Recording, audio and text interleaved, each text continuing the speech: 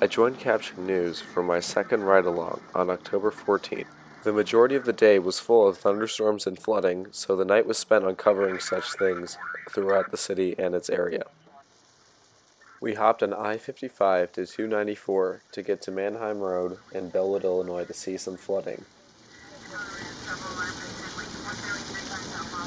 We arrived at 11:45 p.m. between Oak Street and Randolph Street on Manheim Road in Bellwood, where we saw cars struggle to get through the flooded street.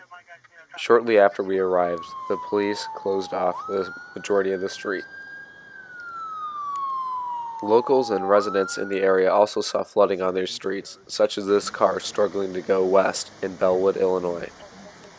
While in Bellwood, we heard word of a rollover on 294, but after not being able to find that, we headed to Stone Park to cover more flooding in Manheim Road.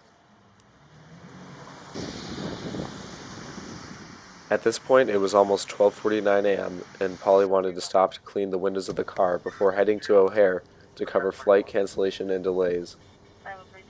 We checked out Terminals 1 and 3 at O'Hare, where people were seen sleeping on the floor and buckets were laid out to hold water that was allegedly leaking from the ceiling. After gathering sound bites and video clips at O'Hare, Pauley stopped to upload his videos onto Captured News website before heading down to Chinatown to cover a building facade collapse on Wentworth. We arrived at the scene of the building facade collapse at 1:55 a.m. on October 15th. At that point, residents and shop owners looked on at the building as police handled the situation. One of Pauley's competitors in the news business arrived on scene only a few minutes before Pauley and I were about to leave after covering it.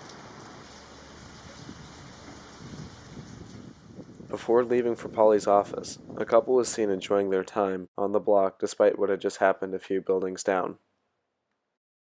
We stopped at Pauley's office at 2:30 in the morning so he could grab an iced coffee.